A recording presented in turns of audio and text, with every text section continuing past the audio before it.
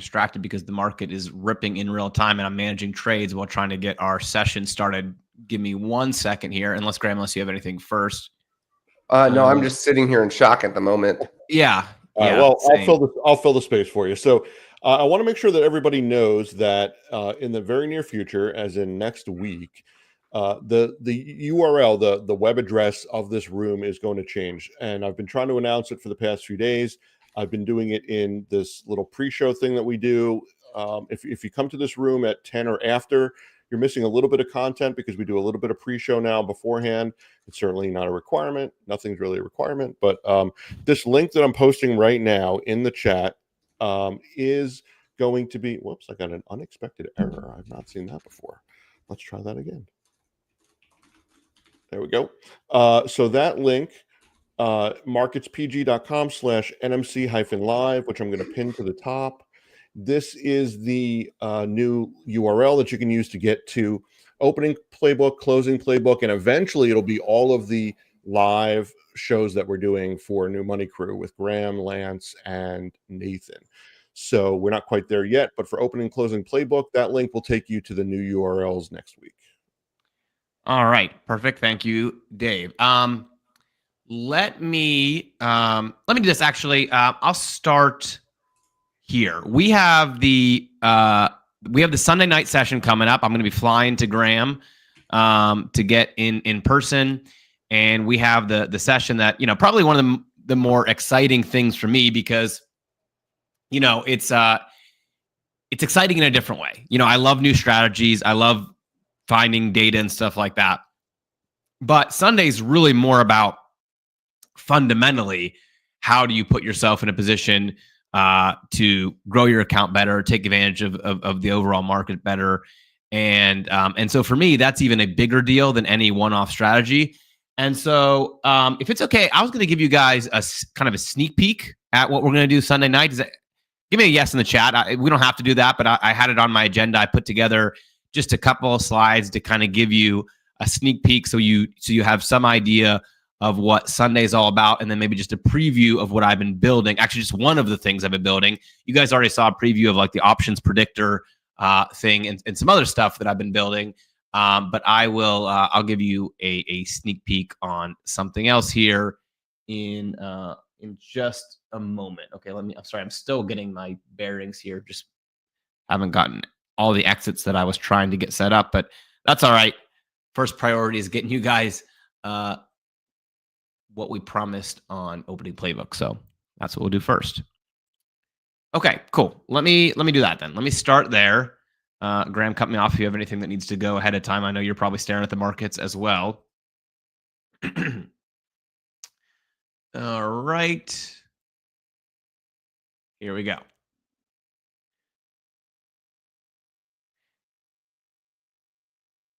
So here's just a quick little preview of what we've got going.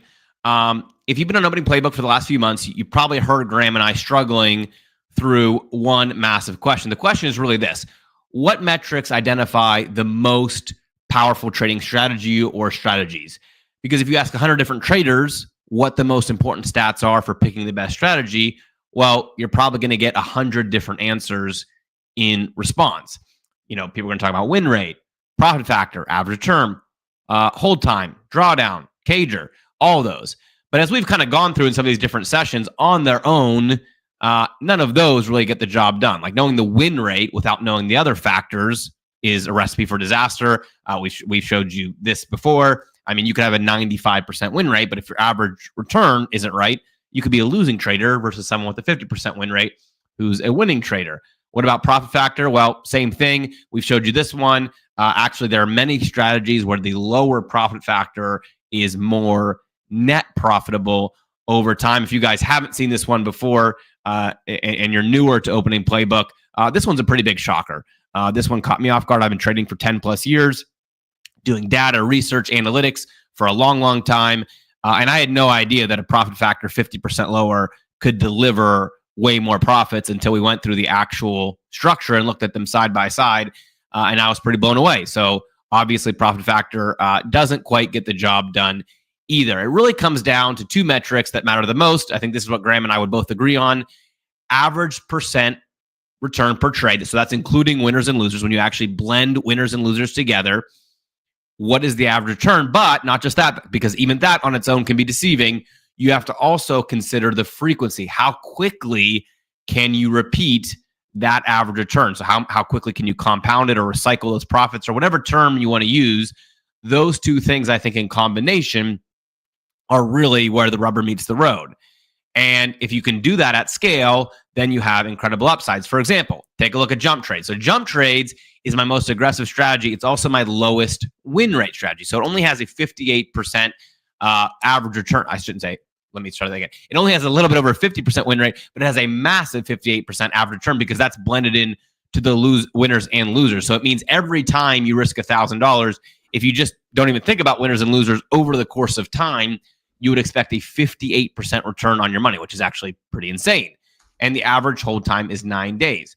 So if you stack that up over time, even though the win rate isn't this, most attractive win rate, the profits are crazy good. That's because your winners are so much bigger than the losers. Right. That blended 58% return, if you just close your eyes and it said, hey, if I can just get a 58% return every time I click the button, imagine how rich you'd be, right? Because, it would automatically blend in winners and losers. So jump trades, you got 69 trades. Again, win rate, not that great. Losers still pretty big, but the average winner is so big that your profit factor and everything else is big, and you end up with $40,000 in profits. On the other hand, take a look at overnight options. Anyone want to guess what the average net return on overnight options is? Because it's not real impressive on its own. If you just looked at that metric, you'd be like, oh, I don't want to trade that. It's a 2.5% per trade across winners and losers, right? So that's very, very small. But even though it doesn't sound like much, if you do it every day, it changes the numbers quite a bit. So if you assume 200 trades, it puts it at a 504% annual ROI, which is obviously insanely good, even though 2.5% sounds very mild. And again, that's based on our real trades. So it's not a back test. Our real trades pacing a 504% annual ROI. So again, 2.5% might sound very small, but because the frequency is high, it's very effective. It's a matter of how many times can you multiply that 2.5 over again. So the question becomes, all right, you've got automated options and overnight options and jump trades and profit pairs and all these different things. So you got all the tools in the toolbox. They all have different strengths, different weaknesses. They all have different metrics, different frequencies. How do you optimize them all as one system? Because for me, this is really what I've been trying to think about. I love strategies, like I said. I love trying to figure out hacks in the market. I think we figured out between Graham and I, a few genuine hacks in the market, which, I've heard people say like, oh, I figured out this hack in the market. It's like a moving average crossover. Okay, that's not a hack in the market. I think we figured out a few legitimate, like, wow, the market really shouldn't pay this ROI for this kind of structure. And I love those. But at the end of the day, hopefully as you guys are with us in opening and closing playbook, you're kind of maturing as traders and you're getting to the point where you want to think that's great as a one-off, but how do I actually have one system that builds my account? And that's what I've been thinking about a ton over the past few months. So consider, for an example, automated options, right? This is not a full system. This is one strategy. We use the strategy, you guys are probably familiar with it. We're trying to hijack these smaller bullish moves to get outsized returns, like a 50% ROI, even if the underlying ETF only moves, 0.5%. And the live track record is great, 76%, 48% average winner. It works exceptionally well in a healthy, stable market. That's, of course, where something like automated options shines.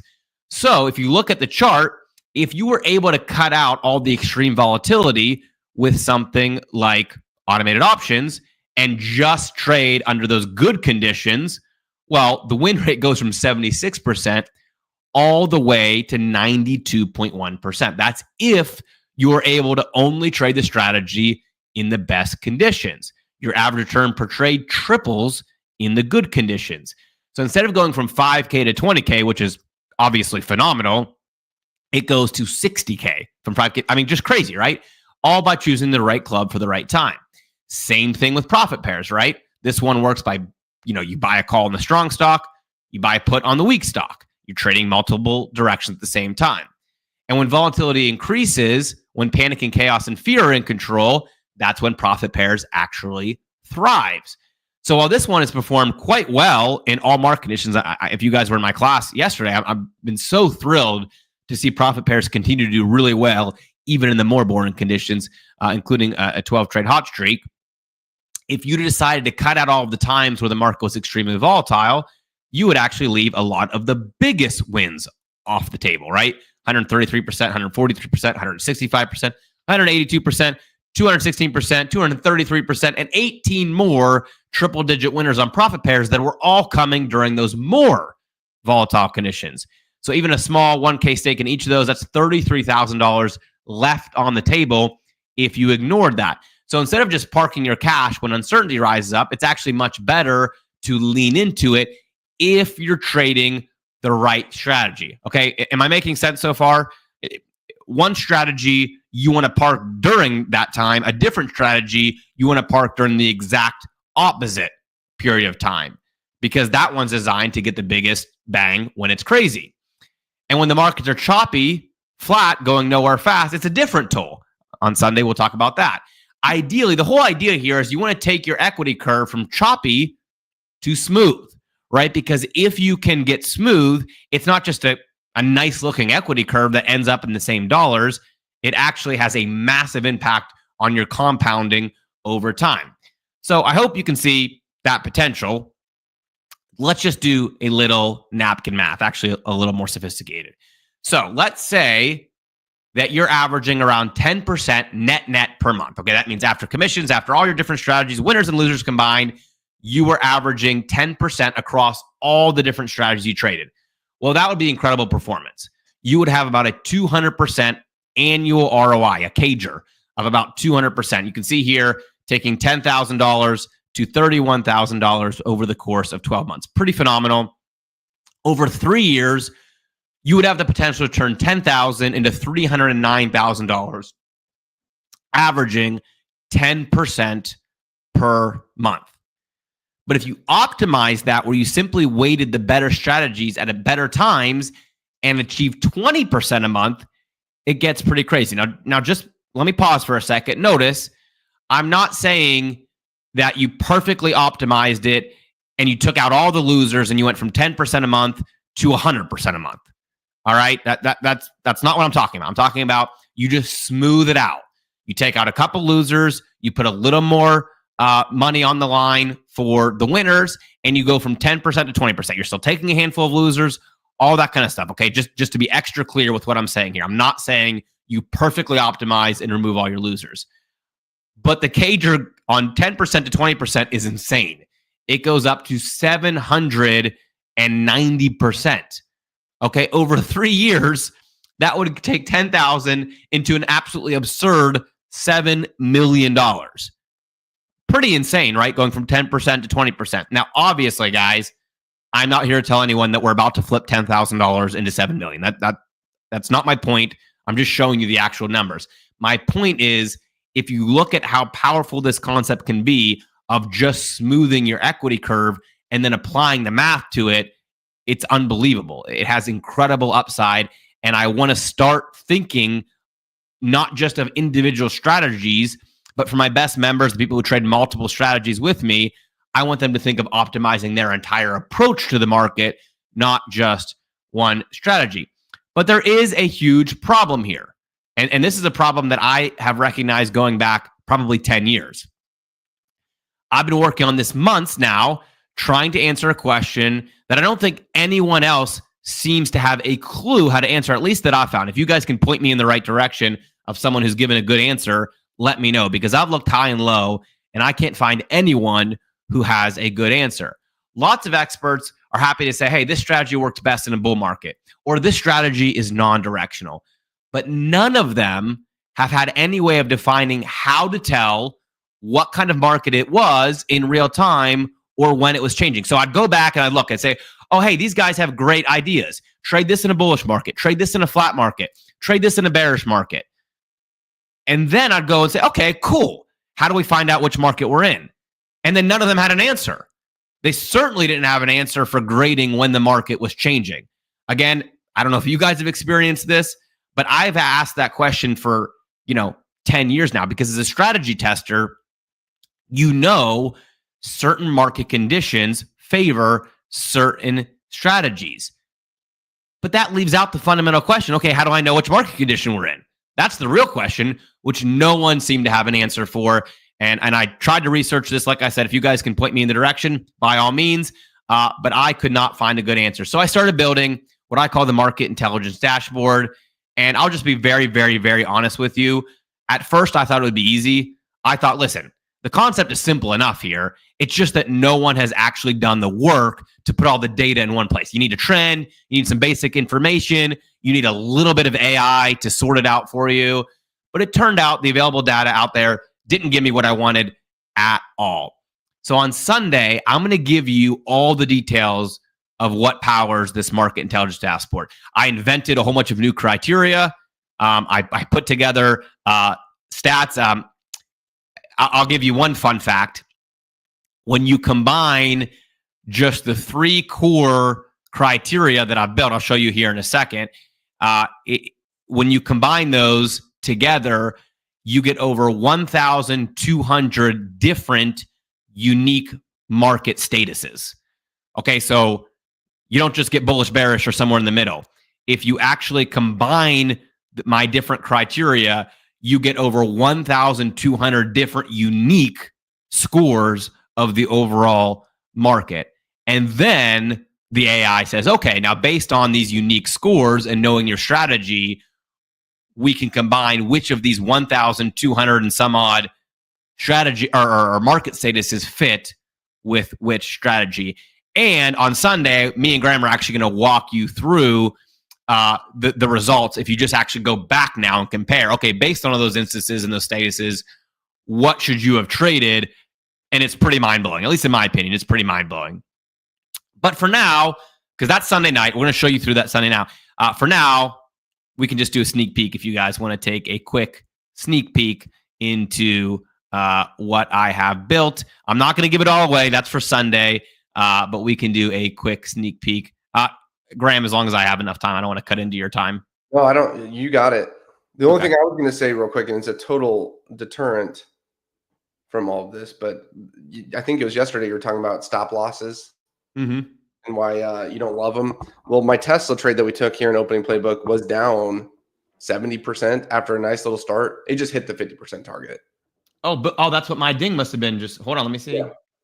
That one, let me check because I heard a ding. So there's another good point to why stop losses would have got you out. Let me see.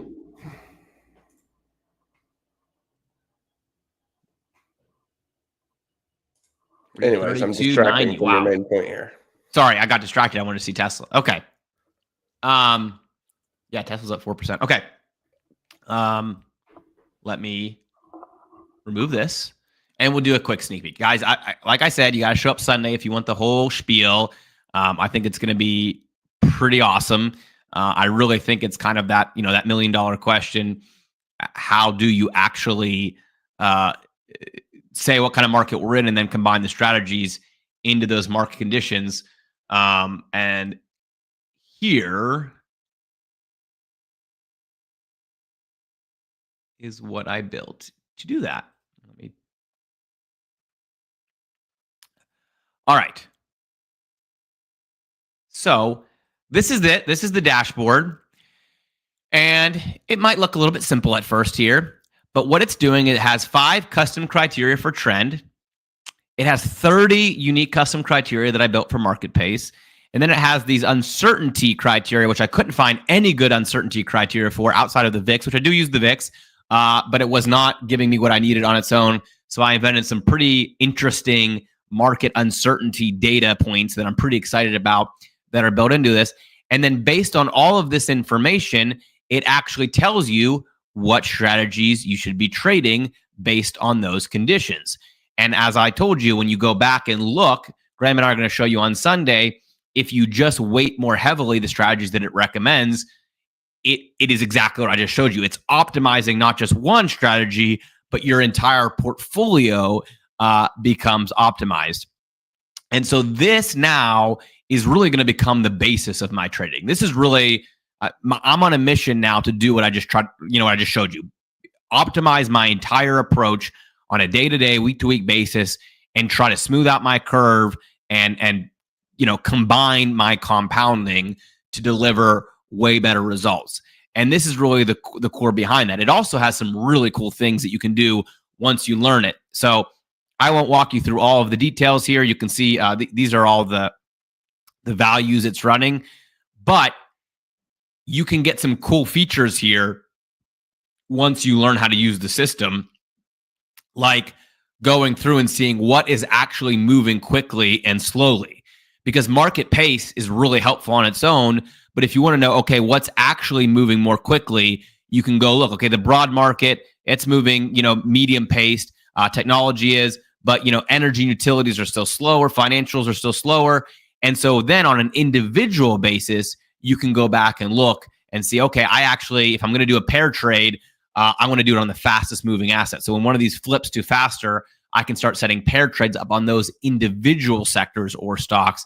And it just opens up a whole world here that gives you the opportunity to, kind of optimize your strategy. So what you're looking at here, these 3 simple scores are months and months of me banging my head against the wall, trying to optimize and build something that I think, ultimately delivers exactly what we just talked about. How do you put the best strategy forward at the best time and answer the question, what kind of market are we in? How do we take advantage of it? And hopefully you guys will all be there on Sunday where we can really take the next step and dive into that, because I think it's going to be a pretty big game changer for anyone who wants to kind of go all in on this idea of, optimization, not just of a single strategy, but of your entire approach to the market. Now, Nate, do you mind? Sunday night is for members only. So if you have a membership of mine or Nate's, do you mind going to the members portal and just showing them where they can find that private link? Obviously, don't share the link here. Yeah, I would do that for you. If everyone's a member or not. I will do that. Here, let me get rid of my other screen share, and I'll just do it from the opening playbook one, since I think most people have that in here. Let me share. All right, so this is the opening playbook members area here that I think most everyone probably has, which is at the very top, this link. So if you just click that, it's just going to take you to a simple Zoom registration, and you can actually, it won't take me to Zoom registration since I'm the presenter, but it'll take you to a simple Zoom registration if you click it, just clicking this button, and it's in all of our memberships because obviously we want every single member to be there. So if you guys are in, Graham's Perfect Income or, my two-way or weekend options or whatever the case is, you should see something very, very similar, just like this. And Graham and I are doing it live. So I'm gonna be flying down there Sunday, staying at Graham's house and doing the whole deal live because I want to show him a couple things before we go live. And then if you guys want to join us, you can just come to Graham's house, take a dip in his pool, and then we'll jump right into the training. Yeah, hopefully it doesn't rain. All right, cool. Anything else housekeeping wise on that front? No, but if you, Dave, if you don't mind, just post the opening playbook $1 link real quick. That's just if you guys don't have a membership yet. Yeah, just get that, so you can at least get access to Sunday night, since that was the one loophole we found here. Because it's if you have any membership. So, but yes, if you have my memberships, Nate's memberships, you will have the invite. If you don't have one of our memberships, you will not get the invite. Yeah, folks, if you're like, I don't want to scold anybody, but if you're not paying attention to the chat during these things and you're only paying attention to the video and that's all you can do, that's fine. But there's a lot of information flying by in the chat that people miss. They ask questions that were already answered, miss links that were already posted, stuff like that. If you can, keep an eye on the chat because a lot of this stuff was in there already today and in previous days. So if you can, keep an eye on that. You can pop it out, put it in another window if you're on a computer or tablet or something. It's a little hard on a phone, but. By the way, guys, on Sunday night, and I think we'll have it recorded. There's one reason I can't guarantee that a recording will ever go out. You'll understand that Sunday night, if you're there live, that I can't guarantee that we'll have a recording, but I assume that we will, and that members will be able to see it. But if you're there on Sunday night, you will also get a sneak peek on several other things that I have going on. Because were any of you? I'm going back now.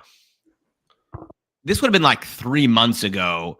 I posted something, just a one-off message in Telegram, and said, "Hey guys, I am like in the dungeon right now." It was like 1 a.m. I had about 5 screens going, and I said, I think I've really, kind of cracked the code on some tools, basically along these lines that are not just strategies, but can be a strategy enhancer. One of them is that option outlook tool that I built. Obviously, the HQ market intelligence is the big one. I have this arbitrage idea that I've been working on. I have a couple other things that I've been working on. So anyway, all that to say, if you guys are there Sunday night, I'll also be able to give you a sneak peek of some of those kind of things that will probably have a longer kind of like run-up period. In other words, like you're not going to see them as services, at least not in the near future. But if you want to kind of be involved in the back end of testing them and working on them with me, we'll talk about that on Sunday as well.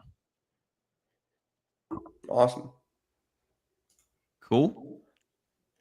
All right, Graham, you have anything on your side? Yeah, the only thing for me is just quick updates. Again, we hit that Tesla trade there just now, or at least I did. Hopefully you did too. The Lilly, anyone take the Lilly gap fill? The less aggressive one's up 101% right now. Oh, wow. The AMD one exercised for me for a max profit. Graham, which Tesla strikes did you do? I think did we end up giving like 3 different ones? Was that one of the trades that we did, like the aggressive, medium aggressive? I couldn't remember what all we did. Yeah, I actually can't remember either, but let me go find those strikes. I have the 332.50, 335, which I think was the more aggressive one.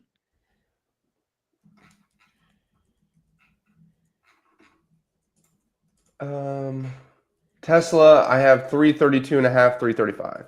Oh, okay. All right, that's what I have too. Cool. The Lilly gap fill, it's still aggressive, but the least aggressive of the two, up 100%. AMD all the way. There is one today on NVO. I posted in Telegram. If you guys look at ticker NVO, gap fill bullish. That's a good opportunity right now if you guys want to take a stab at that one. I can't remember. What was the other one on our watch list? Oh, it was ANET, which is probably way up today. Actually, not even up that much. Is it not? The stock? Wow, up 1%. ANET is riding the struggle bus. I got to say, our timing was beautiful there because remember we traded that big 400% winner right during the rip-up period. It's been struggling since. I didn't even in other news, too, Rocket is up another 3% since we started this class. So, Graham, since I was so distracted just managing my own trades, where are we getting the driving in the market right now? I mean, the SPY is up 1.5%, but NVIDIA and ANET are down, are not up nearly that much. Where's all the force coming? Right now, discretionary sector's leading the way. Real estate's right behind it. The tech's kind of middle. It's up 1.5% today, the tech sector. Okay. Because I was going to say, when I saw this and I just quickly looked at, Palantir, NVIDIA, ANET, I didn't expect all of them to be up less than the underlying, S&P and QQQ. Yeah, no, I think you'd find it. Well, I would think that ANET would be up a lot more today than it is. But definitely the discretionary sector is going to be up huge. Oh, wow. 2.5% on XLY. Oh, my goodness. Yeah.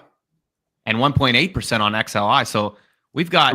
Like Toll Brothers housing up 6% today, which makes sense. Dude, we've got XLB up over 2%. So we've got everything kind of pacing ahead of technology right now. This is a really interesting rotation that's happening. And it makes sense too. I mean, small caps are up 3.5%. Those are the cheap companies take on debt. Yep. They need it. They need the interest rate cuts. Housing obviously needs it to move. We're seeing the biggest slowdown in housing since 2008. This is the easiest way to spark the housing market. Materials are up big too as well. Yes. Yeah. Materials. And then, discretionary as well. That's good for spending. Increase in spending is good for the consumer discretionary sector. Bad for inflation. Yeah. Well, now I kind of want to do some shorts now that I've got I've got all these longs finally hitting that. Hey, I thought you only wear pants, no shorts. Yeah. True. True. Wow. I'm going to cut that out of the video. Yeah, Rocket up 3.5% since we started. Carol, how would I play Rocket? Well, I told you guys the other week that it was the number one on my watch list. I wanted to see a pullback to 16 to buy Rocket. It got to 17, and now it is on a rocket at 19. So there you go. I think it's a good long-term being 6 months, 1 year outlook from here. I think I gave you guys some price targets. I don't remember the exact ones I gave you, but $34 being the upside, which is almost double from here. But I didn't get in because it didn't hit my entry price that I set. Yeah, and of course, I'm currently all in right in the Nova Nordis. Let's see how that's doing. It's got to be doing pretty good. 3.2% today. Yeah. Yeah, and of course, I said I would absolutely buy Hood if it dropped to 105. It dropped all the way to 100, and I never got in. Now it's up to 110 again. Yep. Gonna be looking good. Okay. When I play NVIDIA for earnings next week, I personally am not going to play it. I'm not going to try and front run the earnings. We might throw a trade out in the closing playbook for fun. But I've seen multiple times in the past where it has just dipped before earnings, and it may just be profit taking before an uncertain earnings event. And I don't even know. Did you see NVIDIA pause their China chip sales? No, I didn't see that. Yeah, there's a whole little war going on there. So we'll see what they have to say. Bitcoin's making a move here. Did anyone do the AVGO fade trade from yesterday? AVGO's up 3% today. Oh, wow. So there's a tech company that's actually moving. Yep. Tesla up over 5 now. Man, I shouldn't have hit the target. Should have took off the target. Yeah, I'm going to take a little stab at Bitcoin. I think I'm like 1 for 6 on my last 6 IBIT trades. So, I'm like a batter who's on a cool streak, and I'm due for a grand slam here. Nate, you got to be in the perfect Bitcoin program. I know you were short while I was trying to. Expiring today, up 142% right now. You were short while I was trying to get one. All right, I'm gonna do an IBIT one just because I think the risk reward is good enough to justify. I'm not gonna put a whole bunch of money on it. I think it's small size, but I think the risk reward is good enough when you get one of these big moves in Bitcoin that has a catalyst behind it. A lot of times the weekend will start to get some extra momentum pouring on. So I'll go for probably 66, 67. Let's see how. Well, let me just look at the chart real quick. Yeah, 66, 67 is probably about the highest I'd feel comfortable going. It'll give you around a 200% ROI right now. Of course, it's still popping. So, all right, this would be the buy to open the August 29 IBIT 66 call. Wow. Literally going up as I speak. Oh my goodness, Rocket's almost at 10% now. Oh my. Wow, that's wild. I don't think I'm going to see my $17 or my $15 price. I think you might have missed it, bro. Yeah, missed my dollar. I'm going to put in a debit that's a little bit lower than what it's showing right now because it was showing it a second ago and it might retrace. If not, I'm not going to chase it. I'll just see where we're at the end of the day in closing playbook and maybe go to the next strike up. I just didn't want to go that close to the highs because it's getting very close to the highs now. And then you could do a target here if you want if you get filled, that is, of 100%. There you go. So you can do that. I'll try here to get filled at 38. It was showing 36 when I pulled it up, and then it was showing 41 by the time I finished typing the alert. But Bitcoin just won. Sometimes if you get some momentum, especially toward the end of the week, and there's a real catalyst behind it, the weekend can really pile on. Other times, obviously, total rejection, like we talked about 2 weeks ago when it was total rejection. I put on 2 different trades, and they were down 95% by the time Monday came around. So obviously, Bitcoin has that two-edged sword. But I'm going to throw one on there and see what happens. Awesome. And then I can't believe Progressive is staying green for us today. It's a miracle. Dude, I'm in my wits end with Progressive. I'm promising myself. Actually, if I see if I can do this.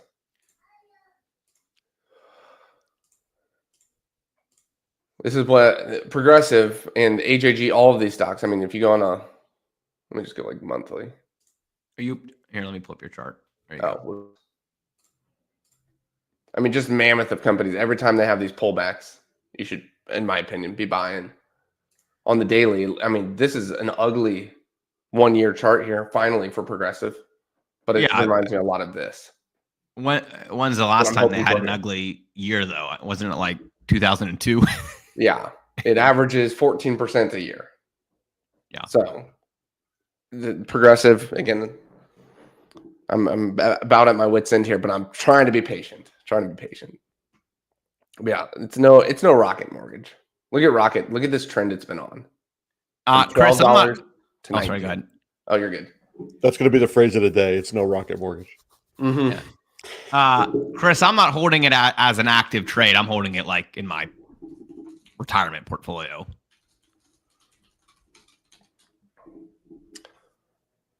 I had something else. I cannot remember. Open Door up 20% today. Holy smokes! They're pumping that one hard. Yeah, it's up almost 900%. Since I honestly think it's just a squeeze. Oh, it has to be. Because there was a whole thing on the internet. The CEO did an insider sale at like 157. Yeah. Or something. And everyone got super upset about it. And they said, let's pump this and make him pay. Yeah. So that was good. No, let me pull up NVO. This is that gap fill I was talking about. I posted in Telegram. It was on our watch list the other day. I said if it closes up in that range, good to play the gap fill. And this is not a small gap fill. This is a big one. From 57 to, we'll call it 70.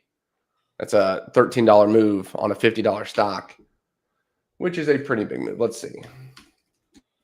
20%, just to call it the even number, 20% move on the underlying stock to get there. Ooh, that's wild. Of course, Lilly, we had strikes at 720. So it's up like 100% from our entry here, which is a beautiful thing because with calls, I would bet you it's not up near that much. So similar stock, similar company, similar pattern to this. But as Dave said, it's no rocket. It's no rocket. And Open Door, it just goes to show you can never rule out revenge as a cause for that is so true. That's what we need, a new strategy, revenge trading. Although if you're doing it, I don't think we're big enough to move the market like all of the Reddit followers. No, but we could try and track like revenge moves in the news or something. That's that's true. There you go. Somebody does something, you go, that person's going to take revenge, and we're going to take here. I love it. There you go. Dave can be our official mascot for the revenge trades. Oh, just because I'm from Jersey, that's not nice. In other news, Nate, is there anything we can trade on Fridays?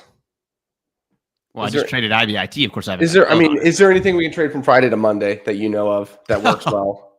Oh, is there anything? Well, there is something that's working pretty well. Beautiful transition there, Graham. Yes, there is definitely something. Let me answer Mike's question first. Yeah, Mike, I think the last 2 to 3 days, the options pricing has been very odd. I assume it's because they knew that something like today was coming, that there was going to be a bigger shakeup. They were trying to price that in, and they simply didn't want to give, high-end prices, especially within those spreads, with that much uncertainty. So it's interesting when you see the VIX never really got above what, $16, $16.50 or something. Maybe 17, maybe hit 17 for a minute there. And the options seemed like they were pricing at a 30 VIX, where you had the SPY up, 0.6%, $3.50 above the strikes, and couldn't get like an 80, 85 cent Phil on it, same thing yesterday. So definitely seem to be pricing well over what the actual VIX or expectations were. And I assume it was because of today, Mike, but I guess we'll find out real quick because we'll find out kind of like at the end of the day today and going into Monday if that holds up. I assume we'll normalize and kind of get back in. But obviously, if the market makers were expecting really big outsized moves and uncertainty, they nailed it because we just got some really big moves and some uncertainty today. So and we still have Trump speaking at noon. Yeah. So. Yeah, we'll find out, by closing Playbook and going into Monday if things settle down. And by the way, like sometimes Rodney asks, like, oh, should we avoid the trade because there's news?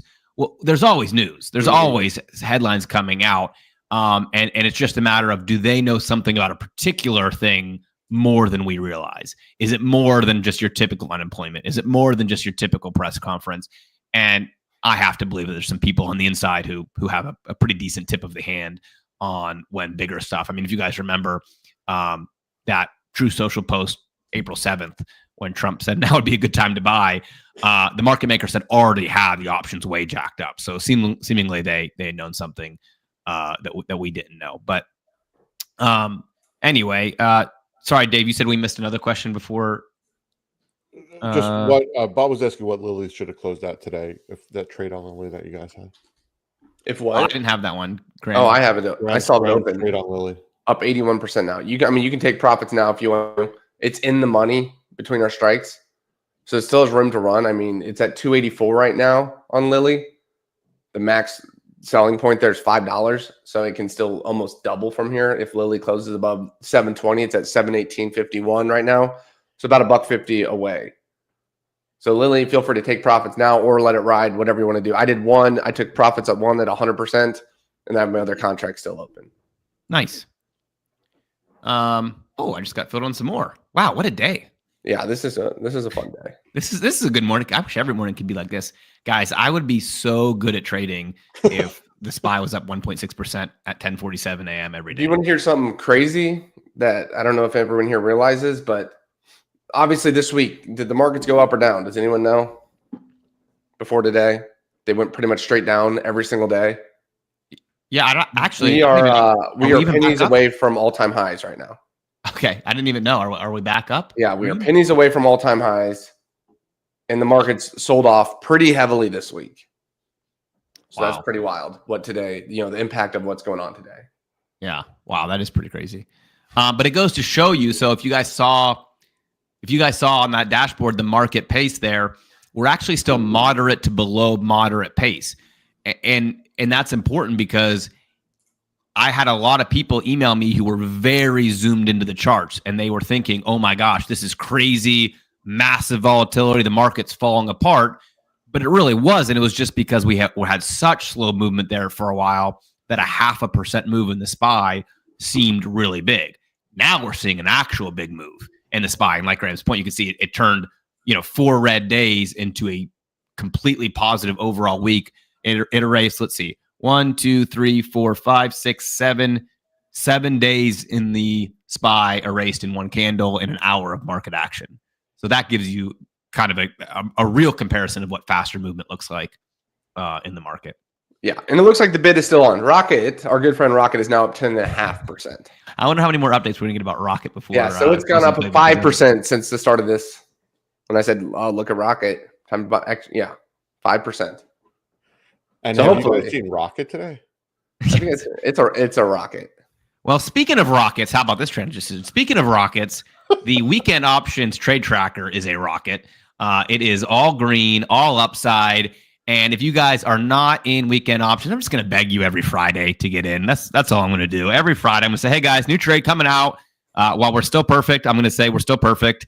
And we are looking for another win yet again to keep 2025 perfect. So if you're not in yet, get in now.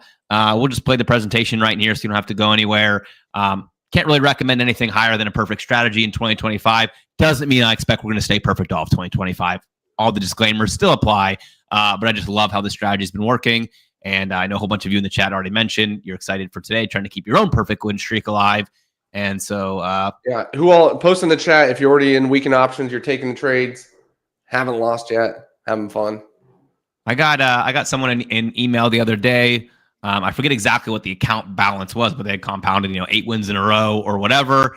And it was some pretty serious growth on just one trade a week. So, again, I will say it every single time. Don't expect us to have a perfect win rate forever, obviously. But it's a lot of fun, and I think it shows the strategy really does kind of pile up. I like that. Silas used a phrase that I'm going to steal, Graham. He called it odds enhancers. He said he likes to try to stack on odds enhancers to his trades, and I think the weekend options really, that's what it's good at. It's kind of stacking up 4 or 5 different things that we figured out over time all into one trade over the weekend. So, in the words of Brandon here in the chat, you can lead a guy to the bank, but you can't make them walk away with money. We'll do our best here. Thanks, Brandon. Thanks, Debbie. Thanks, Jerry, Dan, Stoll. Thank you, guys. Appreciate it. All right. And on the action, well, it all starts by taking a close look at this redacted document. What you're looking at here is a special perk set up by the Chicago Board of Options Exchange just recently. It's a perk that now allows everyday folks to target extra income over the weekend from any regular brokerage account. Now, I'm talking about payouts that the study shows were worth $1,030 on average in extra income each and every weekend. So this means while the rest of the world is left empty-handed on Saturday and Sunday while the stock market is closed, we have an opportunity to target some extra income over the weekend while still getting the most out of life. Like on August 9th, you could have taken a few minutes to place a quick trade before the weekend, hit the leg for some weekend fun. That's what I'm doing this weekend. And came back Monday with an extra $1,052 sitting in the brokerage